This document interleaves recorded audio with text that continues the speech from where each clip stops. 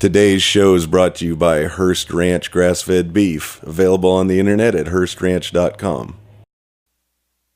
We talk about food, we talk about music, with musical dudes. Finger on the pulse, Snacky Tunes.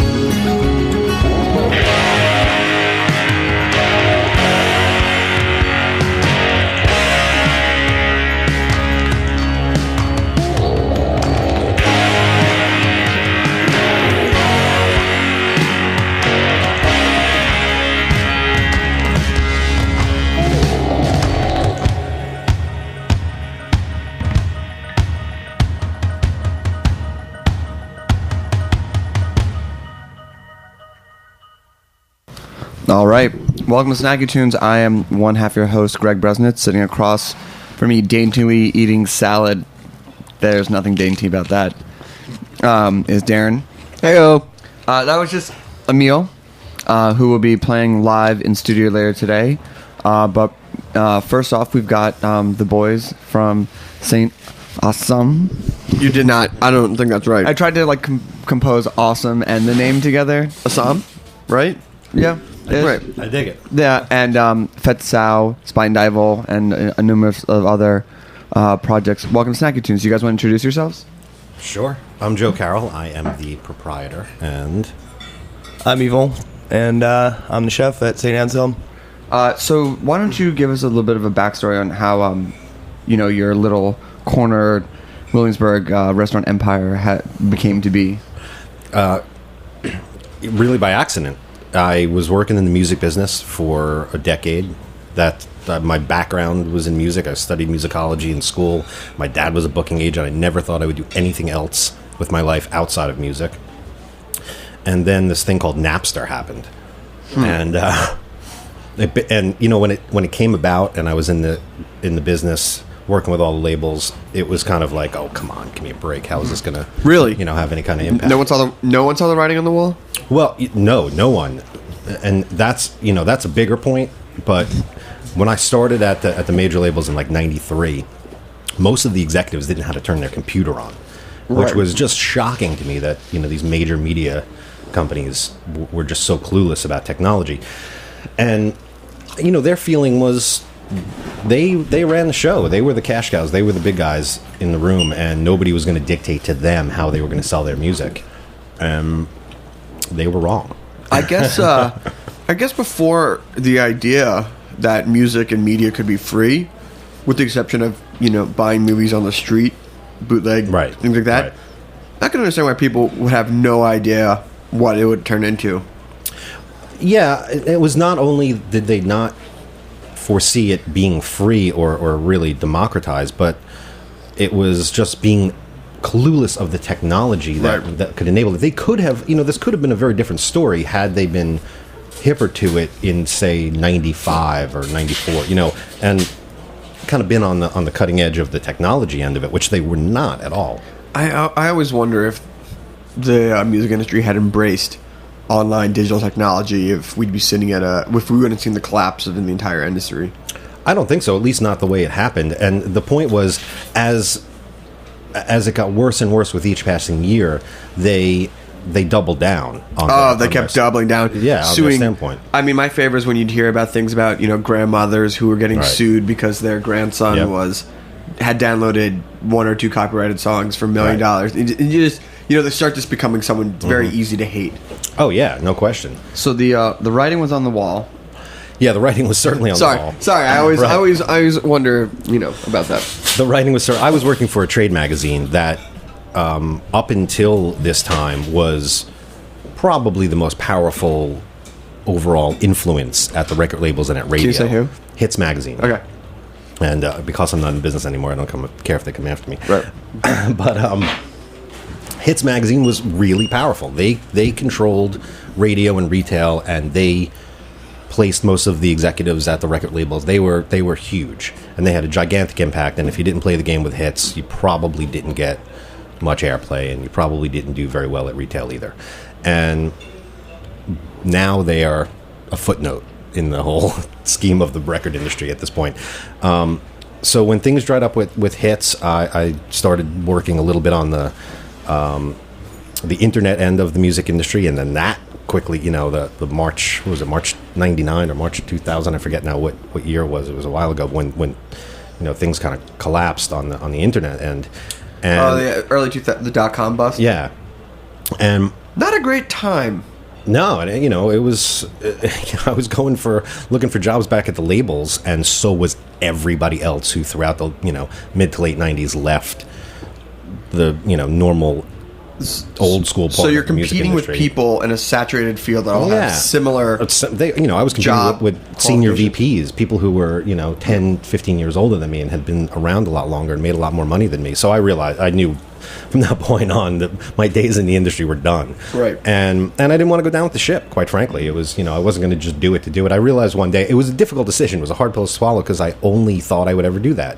And then one day, as I was looking through Hits Magazine, I realized as I'm looking through the charts that I don't really care about any of these artists. Right. It's not like... Who was big at that time? Oh, God, that was the worst of it. Oh, was it the Boy Street? That was the Backstreet Boys, Christina Aguilera, all that. That's what was ruling the day back then. And nothing was more frustrating because I was writing for an A&R column, and a lot of what we had to do was shop artists to lawyers to the record labels and so forth. And nothing was more frustrating than going to heads of A&R departments that I knew fairly well, playing the music and having them blown away by the music and saying, I love this, man, but I can't sign this. They won't let me sign this. There's no way.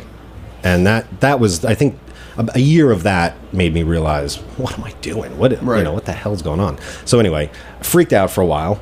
I had turned 30 and was no longer working in music, and I actually left Manhattan. I was living in Manhattan for years, and the building I was in was rent stabilized, and the stabilization expired. My rent went up like $1,000. I moved back out to Jersey from where I'm from to my parents' house. They own a 4-family house, so I got an apartment in the house I grew up in for very cheap. My girlfriend and I, who's now my wife. And it didn't really affect me. I was working from home mostly then, but she was commuting from Jersey now, like to just a couple blocks away from where we used to live. And we did that for a while. And like I said, I kind of freaked out, didn't know what I was going to do. Had an idea for a beer bar that, quite frankly, I thought I would do when I retired, not when I was, turning 30. And well, your retirement just got pushed up a little bit. That's true, exactly. And but I had no background in the business, man. I didn't, I worked for about 5 months for this Belgian restaurant in Manhattan called Belgo in between jobs. Basically, because I'm sorry. Yeah, they Belgo? spend. Do you remember Belgo? No, but how long they spend on that name? Oh, well, Belgo is an interesting story in and of itself. Belgo is this restaurant in Covent Garden in London that blew up, became huge, and they opened up another couple of ones in the UK. And then they came to the States thinking they were going to be equally as huge. And, it was a combination of the fact that they were like the 7th Belgian restaurant to open up in New York, not the first. And they came in thinking they were really going to do some damage in the New York restaurant market and didn't have a clue. And they lasted 18 months. And the food was good and the concept was great. They spent probably millions more than they should have on the build out. But I think I learned more from working there because they were so screwed up and wrong-headed and they made so many mistakes that I learned more from that than had I gone to work. Yeah, you got to see all the mistakes in 5 months. You got to see a real crash course. Right. As long as it's not your failure. Exactly. Right? Somebody else's money. And then I went back to work in the music business after that for a while, and then all this stuff happened. So I had this idea. My girlfriend like I said, now my wife talked me into doing it. And we took, my dad had given me a little money. I'd saved up money for buying an apartment in the city, and then put the rest of the money on credit cards and just kind of went for it, like cluelessly, not really. I mean, I knew beer really well. I knew exactly the concept I wanted, but I had no idea about the business itself. I figured I'd figure it out. But the point was that, like, I went into it thinking, look, I just got to, make this work so I can pay my bills. I just want to be happy not working for somebody else, and that was the key. So you kept the music ideals of being your own boss and just transferred it over. Yeah, and that was a tough thing for me because I worked for this magazine for so many years that's based out of California. I was their only employee in New York. I didn't have a boss or an office, that I had to deal with every day, and I knew it was going to be tough for me to just go work in some cubicle somewhere. So that was kind of out of the question. Right. And like I said, we went into it with relatively low expectations. We didn't need to make tons of money doing this. That wasn't the point. The point was just to not work for somebody else and pay our bills and live happy and be cool. But I knew I didn't want to be a bartender. And we bartended there.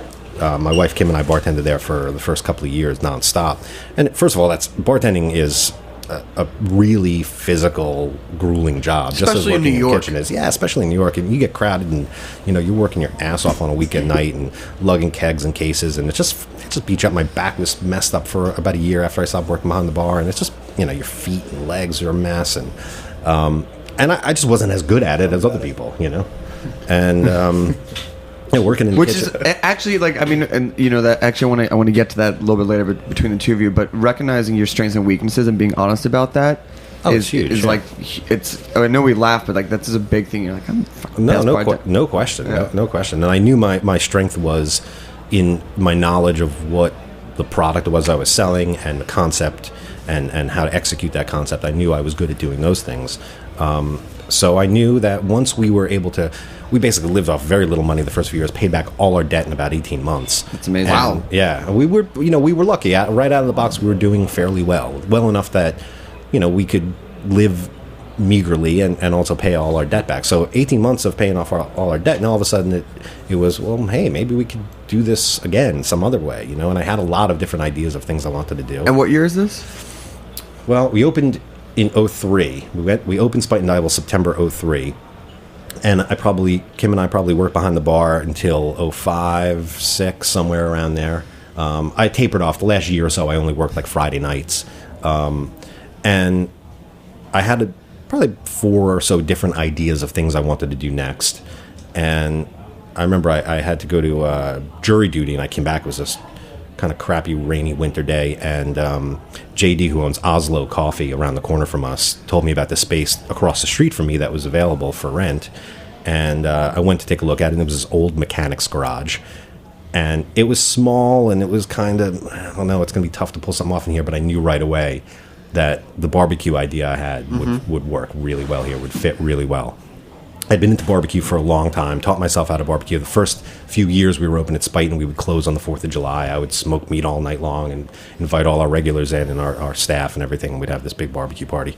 So I really wanted to do a barbecue place. I felt like it wasn't being represented terribly well in New York City. At least, even if the food was good at some of these places, the whole vibe just didn't match up. It was, white tablecloths and wine lists just, to me, don't equate with a barbecue place, And so when I saw this garage, I realized, all right, this is a cool space to do this barbecue thing in. And again, not having the background, my managers and friends and everybody tease me still to this day that I was trying to convince myself and everyone else that we were really just opening a bar that happened to have some barbecue as food. Right.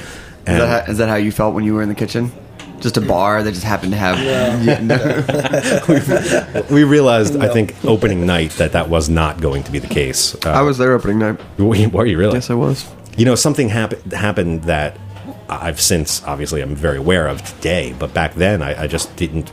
I had no reference point to it, and that was food blogs. Yeah. And... when I opened Spite, nobody knew who I was or what I was going on. We just opened the door one night and started doing business, and it started catching on, and very quickly we started getting some good press. What I didn't realize is that press was sort of building over those first 3 years or so. And when word kind of slowly leaked out that we were doing this barbecue place, it hit the food blogs, and people started really buzzing about it, unbeknownst to me. So when we opened opening night, we were just overwhelmed. We had no idea that the line was going to be down the block. We were going to run out of food at 9 o'clock. And that was sort of the beginning of it all. So how did you two meet, or when did you come into the picture? A couple of years after you were open already. A year or two later. I think only a year later. I was taking a break from cooking. I was just delivering food on my bike. So I started working 1 day a week, or a couple of days a week, delivering food for Feta Sal, then got a meat cutting shift. I feel like when I first met you, we were doing the shows at McCarran Pool. Yeah, that was right around. So I think that was the next summer. I would fill in here and there and do stuff, just kind of random. Right. So we're going to just take a quick musical break, and then I want to talk about the relationship you two have about developing the menu for the new restaurant and growth and Williamsburg and the barbecue this Wednesday. This is off the new Beach House record. And the song is called Troublemaker.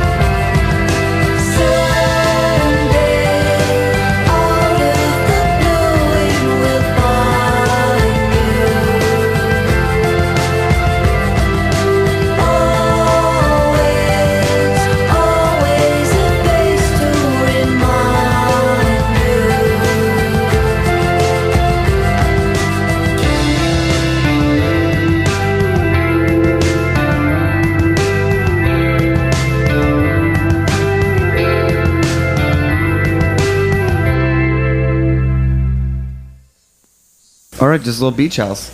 I mean, if it's kind of like a gloomy Monday.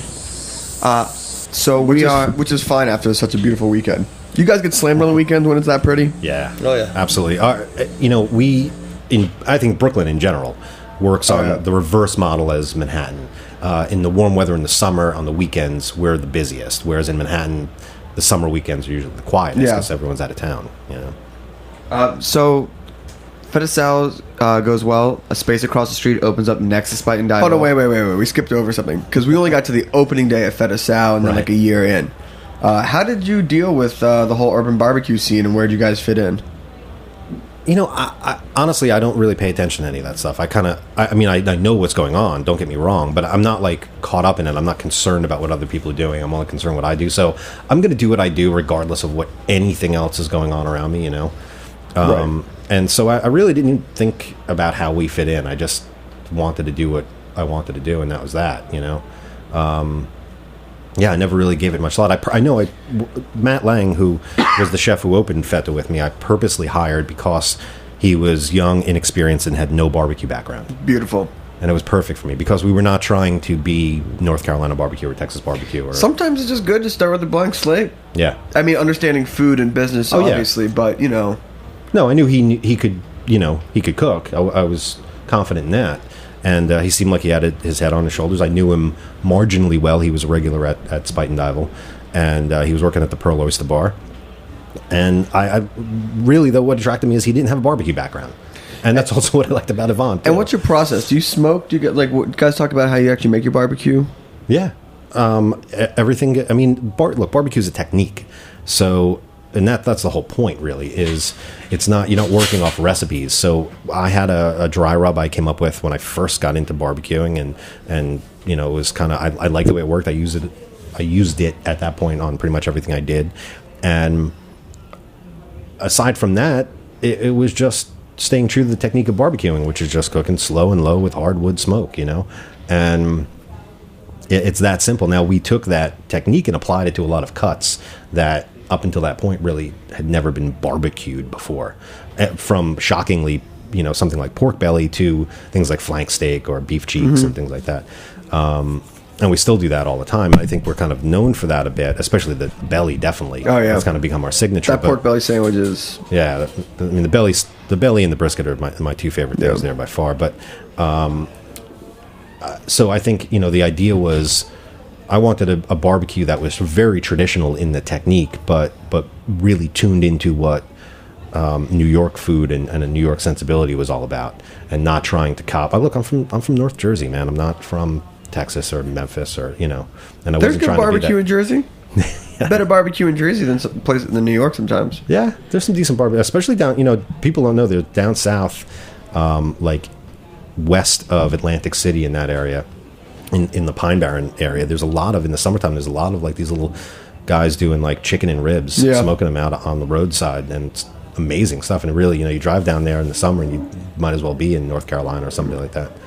So then how did you, so you're delivering a bike, then you start butchering and things like that. Then how'd you guys come together, work together, and start, open up Saint Assam? Well, Matt worked for me for 2 years, and his parents were going to give him money down in Baltimore, where he's from, to open up a place. And Yvonne was, without a doubt, the most obvious choice to take over from there. Yeah. And so Yvonne... I took over for Matt. Yeah. And ran Feta Sal for... And it was, it was perfect timing, too, because Matt was great and the type of person that was needed for the early days, because he, literally slept on the picnic tables there the first, couple of weeks we were open. So, it was, we needed somebody young and kind of, somebody who didn't care really and just had to do whatever it took. And then when Yvonne came in, it was perfect timing, because Yvonne really knew how to run the kitchen and manage the kitchen and really get everyone in kind of fighting shape. And so definitely Yvonne took the management of the kitchen to a whole nother level there, and the running of the place to a whole nother level. And that was exactly what was needed at that point in time, because we had really started blowing up, And then, so how did you guys transition from there to the new restaurant, and how did you create the menu together, and the role of almost like the restaurateur and the chef? And also, how did you say that, okay, we've done all that we can do Feta Sal, let's go? Because it's a little bit more fine dining at Saint Assam. Because normally it's the other way. Normally it's you do the fine dining and then you do the casual, but you went bar, barbecue, bistro. Well, in that order. You know, St. Anselm was supposed to be a hamburger and hot dog joint, and was for a few months. And I'm trying to remember if you're right. It was like we were making our own sausage. We were doing kind of I remember. some American, like, you know. And you had like more of a deli counter. No, it was kind of set up the same way. Yeah. Okay. But it look, it was a great idea. The food was great. The burgers and dogs were exactly what we wanted, and I felt like we really nailed it. But the space was never right for it, and we had some issues with the buildings department with the space. We had to close down, and we had to tear up Metropolitan Avenue and put a new water main in, and all this crazy stuff. And I knew we had to close at that point. The other thing too is, you know, Williamsburg isn't the greatest lunch neighborhood, so people want to eat burgers and dogs for lunch, not for dinner. You know. I mean, I've lived here for 7 years, and every time lunchtime rolls around, I go, what am I eating for lunch? Right. And it can't be C again. Right. But there's not, you know, a lot of people work in Manhattan, so it gets quiet during the afternoons here. It's not as busy as it is at night. So all that in mind, I knew we had to close for a while, and I knew it would give me an opportunity to really reformulate the place. And I went to Yvonne and asked him if he wanted to be part of it, and kind of had a sketch of an idea at that point, but we kicked around a few others, and I think it was probably, I don't know, what do you think it was, like last February or January when we like said, all right, this is what we're going to do. This is the concept. Somewhere around there. Yeah. And then what is the process between you of like adding and taking things off the menu, or how does that type of dialogue happen? I mean, you just try things out. You know, we were trying out recipes and different cuts of meats, and just try them out. Have people come over and get feedback, and then then you got your menu, and then once you open, if something really just doesn't move, you gotta. Was there anything on there that you saw as a surprise, or one of you fought for, and the other one was like, I don't know, we'll have to wait and see, and it really took off? I think we were both pretty much on the same page with what we wanted. There was a couple of things we did take off because mostly because they weren't working the way we wanted them to. Yeah. It never really became what we thought it would be, Or just too labor intensive, or just too much space on the grill was the main thing, that. I love that grill that you guys have in there. And it's just, it's rocking out at night. I think when I came to drop off the posters for the barbecue Wednesday, I think I got 10 seconds. And I felt bad for taking the 10 seconds from you. Speaking of barbecue Wednesday, you guys are going to be kicking off our first barbecue blowout, which is now in its 5th year. It's going to be taking place, for those of you who don't know, at the back of Good Company. Free entry, $10 a plate. All of our VIP advance tickets are sold out. You want to tell us what's on the menu? Yeah, I'm going to do some St. Louis style ribs. That it's going to be a different rub than at Feta Sal, but we have them smoked. We're going to smoke them over at Feta Sal.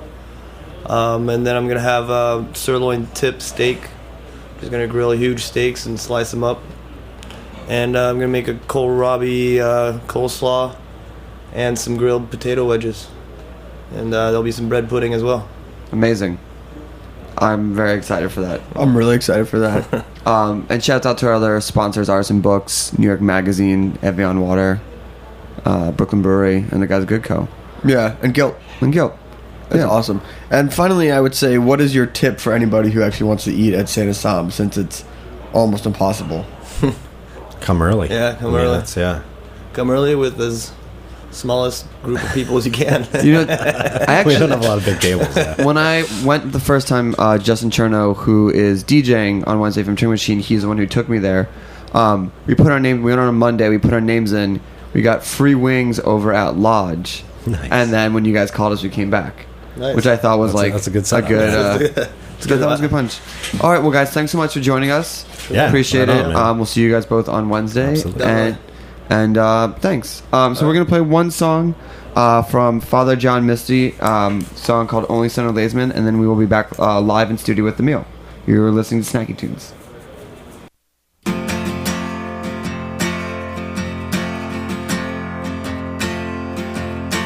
When I heard the ladies' man was dead,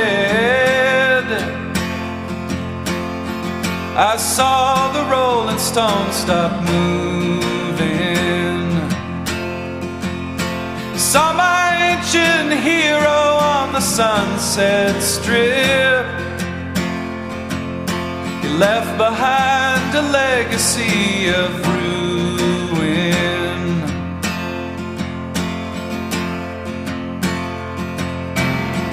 Now painted ladies wanna hold my gun. Wonder if the whole time I've been acting. When I sang Moon River in that silent film, had I really made a sound when they called action? I swear that man was womankind's first husband. They all died in a line to save him. I'm a steady hand, I'm a Dodgers fan, I'm a leading brand, I'm a one-night stand, I'm a ladies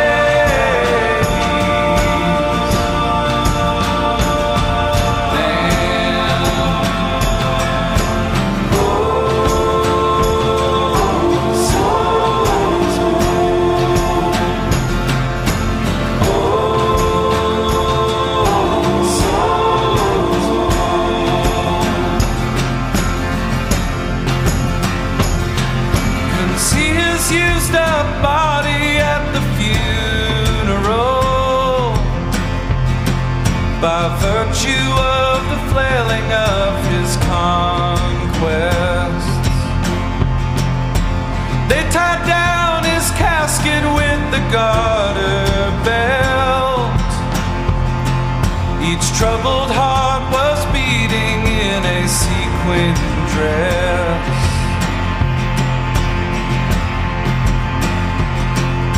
Someone must console these lonesome daughters. No written word or ballad will appease them. The cowboy and the cop shot down the ladies' man. The humid nights in LA are now silent. I swear that man was womankind's first husband. Oh, ladies' man. Oh, ladies' man. Oh,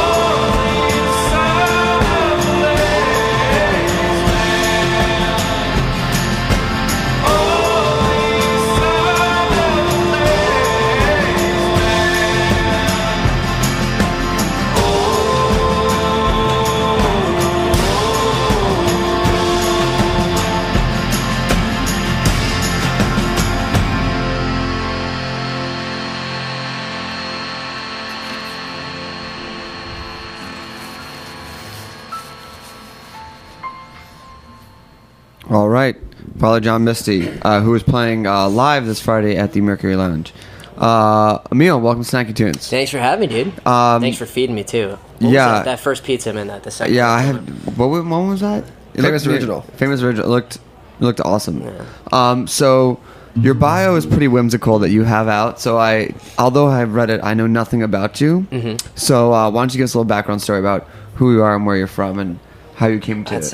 Yeah, I guess that's true. I'm gonna have to check out the bio. It's ever changing, but it maintains its whimsical shit. No, it's like if I got it as a press release for a record, it's awesome. It's like really like sets the stage. Yeah, but when I'm supposed to appear on a radio interview, station and you're supposed to talk to me, you don't know if I'm from an insane asylum. I don't know. I was born and raised in Boston, and I grew up DJing, playing a bunch of different instruments, and I went to college, and it was not the time for me, as I compulsively just made music in my dorm room. Where did you go to school? I went to Skidmore College briefly, and then transferred to New England Conservatory, and decided neither were my cup of tea. And I sort of traveled around and started making a lot of electronic music, and started singing, writing songs, and everything sort of combined itself. And I settled back in Boston around the time that a lot of bands were up and coming, bands like Yes Giantess and Passion Pit, who were sort of setting the stage for the sort of like electronic influenced music that was coming out of that area. And then I started to put out some records at the suggestion of some of the people in that network, and eventually I got some press related to this fake press release that I suggested we put out with my friend, who's now my manager, which had me being Emil Hirsch, the actor, putting out an extended play, like as if he made it on the set of some movie. And it was also kind of a fuck you to music critics of the time, of today, the fact that people are celebrity whores and that music like they would pick it up just because it's famous. Right. I mean the question was like, my music could be good or bad, people could like it or not, but what is going to make a blogger open up an email next to 200 other emails that day? It's the fact that they're a celebrity whore, and I am. And if you don't say you are, then you might be lying. I don't know. Maybe you're not a celebrity whore. I'm like. It depends on the celebrity. Depends on the celebrity. Yeah, it's like a 50-50. Yeah. It is. I would love to hear who's not on your list. Who's not on your list? Of like, who should be on your list that's not on your list? Like, even like if I got an email like so and so started a band. No. If you got an email like so and so wants to be on your radio station. Well, who would you not turn? Yeah, that's not really fair because we book like 50 shows a year. Like anyone's welcome. Okay. So how was the response to that press release? It was. I mean, I got posts scattered everywhere. People were reviewing this little digital EP that I put out of some fun original music, and it was all kind of, people were confused. They didn't know if it was some celebrities putting it out. A lot of people got it because they were writing the review and they were like, wait a minute, there's no way that this is this fucking actor, you know? Yeah. And then they giggled about it and they got the point. There were a couple blogs internationally, a blog in France that was like, you'll never work in this town again because you lied about so and so. How's that working out for you? Yeah, I don't. Who knows? Right. I don't know what this guy in his bedroom writing about music. I'm sure he's pretty upset still. But at the end of the day, that's what people, as we were saying earlier about, I guess when we weren't on air, but since he was leaving the music industry around the time, it's difficult for musicians to get heard these days. Are you talking about Joe leaving? Yeah. And I think people do a lot of things out of desperation. I didn't necessarily do. I did that to poke fun at people, but at the end of the day, I got a great offer from an awesome label, and I moved to New York City and been working with some bands. You can name check the label. Oh, okay, cool. It's Cantora Records. Thank you, Will. Thank you, Will, for getting me on here. And you can name check your friend who's your manager too. Yes, Ben Craco. Thank you for everything, buddy. Why don't we hear a song? Yeah, awesome. What's it called? And this is off a record that's on Cantora Records right now. It's called Alibaba and the 40 Thieves. I wrote it about one of my roommates while I was living in this warehouse off Bedford, who secretly was like 36 years old, pretending to be like 22, and was trying to sleep with like this French girl who was like living with us, and it was kind of just hilarious. And I can't go much further than that because I don't want to single anybody out. Not like that. That wasn't like the most specific call. He was my old roommate. Well, there were 12 of us. Oh, okay. It was a little bit of a commune. Although I was like very anti-commune. I was sort of the Republican in the commune, which is a very weird thing to be. Anyway, I'll shut up and play this song. Okay.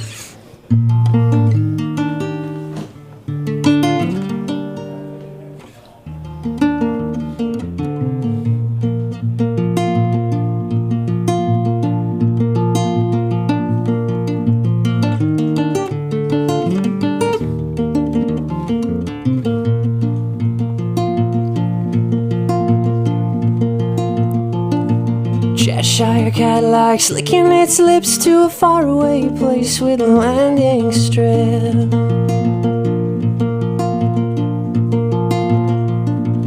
Pull me like a string toy, watch your mouth punch me in the stomach and the world pops out.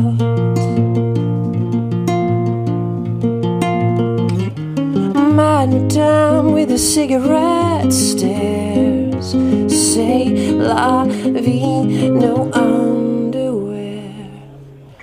Alibaba and the 40 thieves, looting for gold like you wouldn't believe. Looting for gold like you wouldn't believe.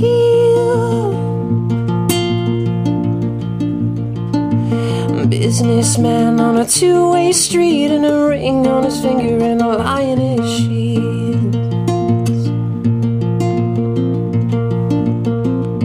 Whoa, Betty Skyscrapers raging on the front lawn with a rifle in your face and a bathrobe.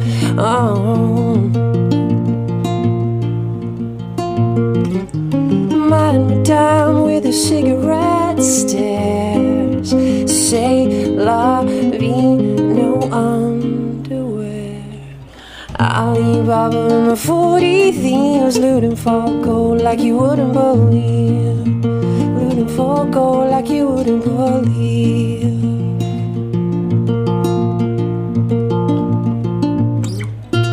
We are not, I confess, a bunch of DJs taking your requests. So what should I wear tonight?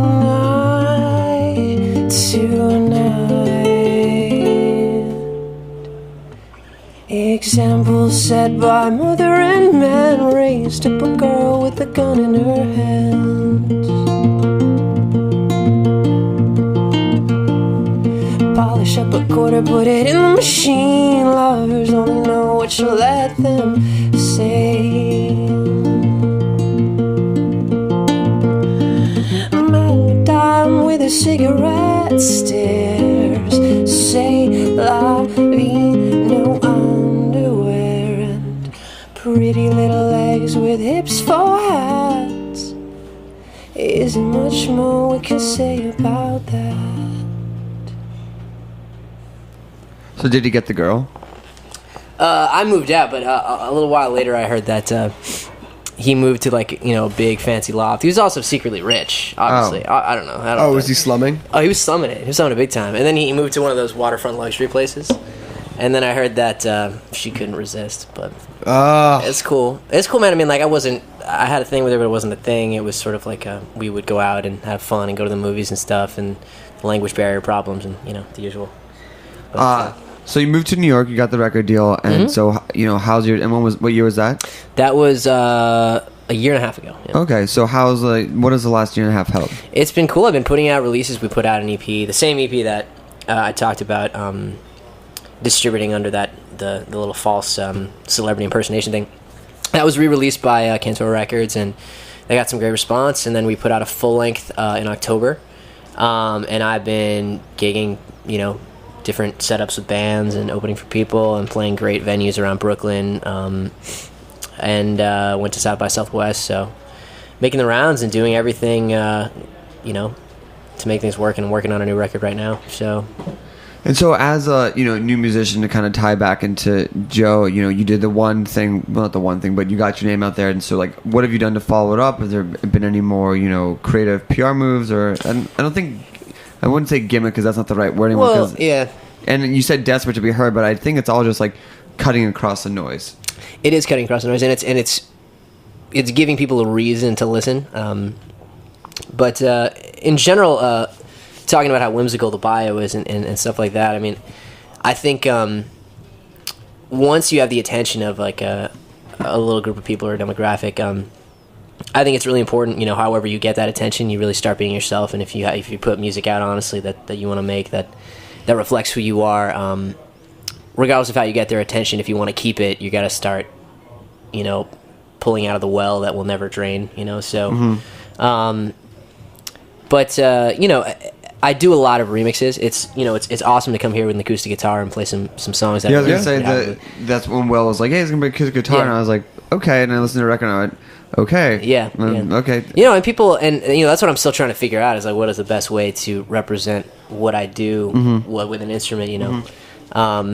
Because there's playing something that's passable or good or enjoyable, but there's also like having a style that people know you for and having that be reflected in every performance you do and stuff like that. But what was I talking about again? It's that pizza, dude. All the blood's in my stomach. No, I know. Just about, you know, cutting across the noise. Oh, cutting across the noise, yeah. I mean, like I was saying, I do a lot of electronic music, and remixing and covering artists and having like a lot of automated, you know, it's MIDI running through synths, drum machines. I mean, a lot of what I do musically centers around that, and that wasn't even completely reflected in the last release that I put out, as much as it was a collaboration with a bunch of different musicians and an orchestra and a horn section and stuff. It was a lot more blown out on that record, but I think I'm starting to get a lot more positive response these days as I realize you have to sort of step up to the plate, and you do have to do gimmicky things, and you do have to do remixes for people that are a lot more well known than you, and expect nothing in return. But I mean, I just did a cover of a Neon Indian song, Polish Girl. Which was I was pretty happy with how it turned out. It's a really positive response, but we put it out. Nylon Magazine premiered it, and it's sort of one of the situations that. Do you want to drop it? You want to play it? Yeah, sure. If you actually, you can find a link up right now, but it's actually.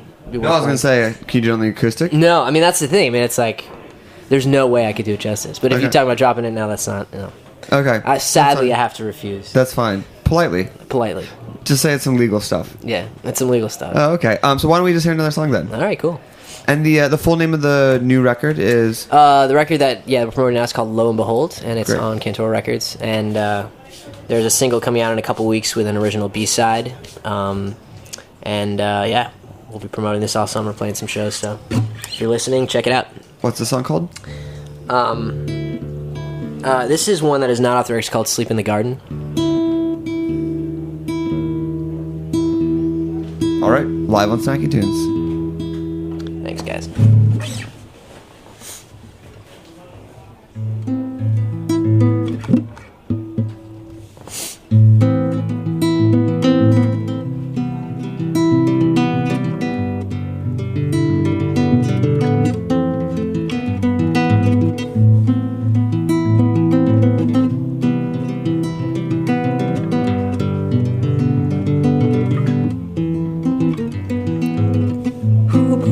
Labyrinth around you, forcing he who comes in peace to be frightened by the rose.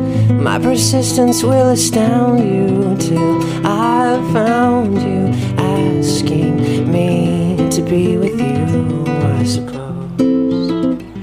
I suppose sleeping in my garden till it grows. I wonder willow trees are thinking, is my excessive drinking causing a loss of all sensation in my toes? Wake up and smell the coffee flavor, social network stunt where all the teens take off their clothes.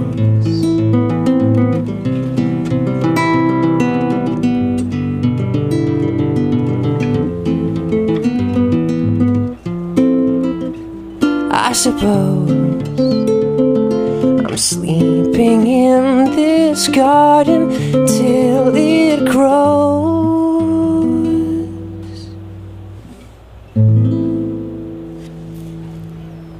Nice. So when you go into the studio to record a record, are you thinking that it's, you go and you're like, oh, I'm going to do 10 songs, or you're like, I've got 10 songs plus some B-sides plus some free songs? Like, what's your approach these days, for material? Well, I'm in an interesting position because I write and record and produce and do most of that, control it all, do it myself. So I'm constantly churning out these little demos and pilots where I record tons of instruments and I do, these 1 or 2 minute things that are like a verse and a chorus and this idea of a song. And when I sat down to make a record, I basically take those and I put them all together and I play Tetris with them and see what works and what doesn't. And making this last record, I sort of sat down with Jake Aaron, who did a great job engineering and co-producing it with me. He was in a great band called Fort Lean and touring bassist for Jamie Laddell. I sat down with him and a team of other people, and I was just like, let's make sense of all these. And then a good friend of mine, Michael McAllister, who is awesome Berkeley veteran, great arranger, commercial music guy, worked on string arrangements, horn arrangements for some of the ones, and sort of tried to tie everything together and make things a little more homogenous, but still very whimsical and still very sort of out to lunch and all over the place. Because the idea with the record that we're currently supporting and that one that came out recently, it's like every song is kind of a different genre, and it's very eclectic and it jumps around. So for me, I mean, going into the studio is very different than a musician who goes in with an instrument or goes in with like some only samples, 10 songs or like a drum machine, or like, oh, I have a synth and a drum machine, and I'm gonna like sing into a reverb thing, and it was more like there was like 3 or 4 weeks of like scratching our heads, like how do we do this? How do we take what you do and like work with a team of people who do this like professionally and not have everybody kill each other?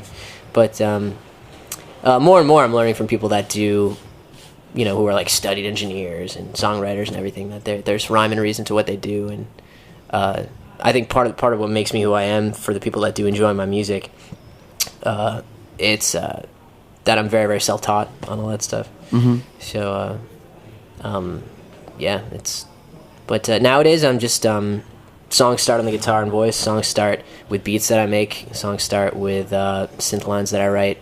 But a lot of music I'm working on right now is very very heavy synth-based stuff. But I do play a lot of guitar over it because I'm trying to merge the things that I do and have them all be performable. But, you know, I could ramble on about that for a while. But no, that's a very good answer. Yeah, but most artists are in that position these days because I think we're in, like, the heyday of the, you know, bedroom producer, you know, as, like, the respectable artist, which in many respects, you know, the performers are going to start to take over again as we see the live music is more important. You know, people like Adele winning the Grammys. I mean, it's like...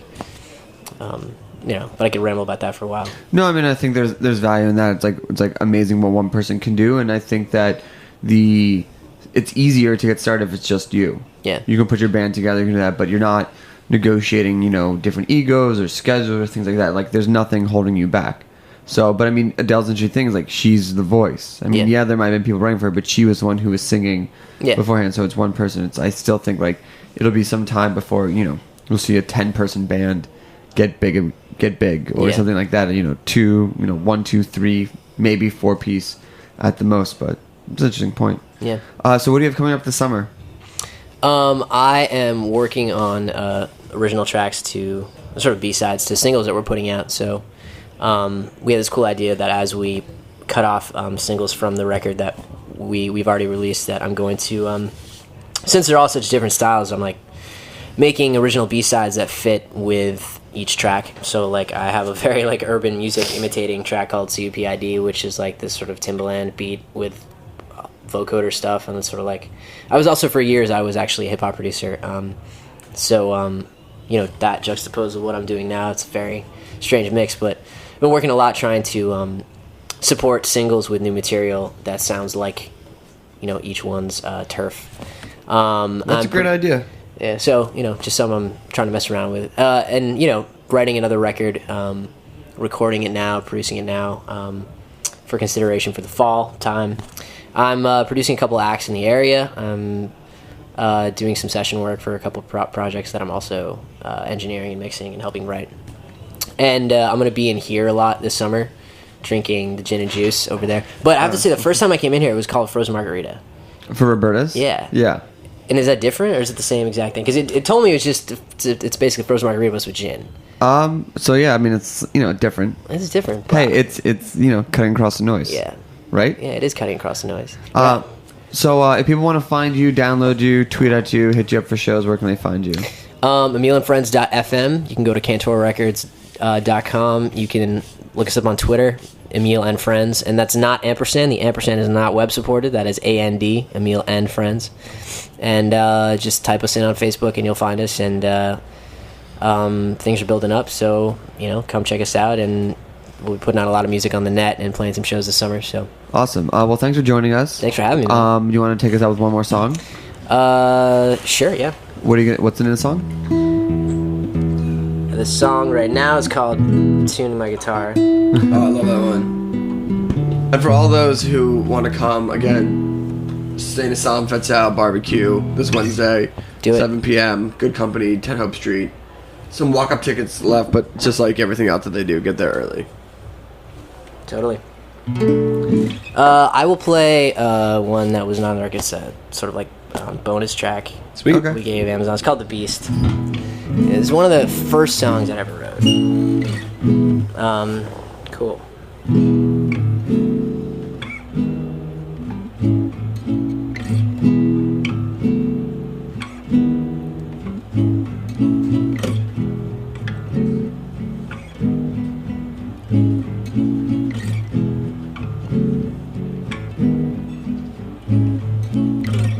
I have a killed a bear in Nepal for recreation. It was nothing at all.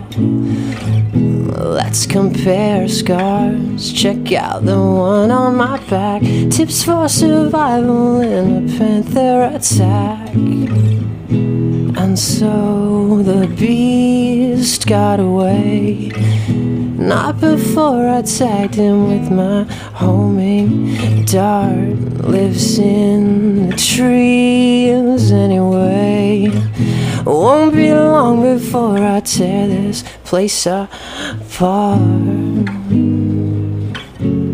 Tear this place apart. Tear this place apart. Tear this place apart. We met a mountain man while we were setting up camp. He had a rifle and he carried a lamp. Asked him where he's headed. He said somewhere up north. I asked him what he's doing and I said I'm rich and I'm bored. Travel the world for a change, looking for somewhere to hunt some game. Business is good, I can't complain, but city living has me going insane, and I can't take anymore. Can't take anymore.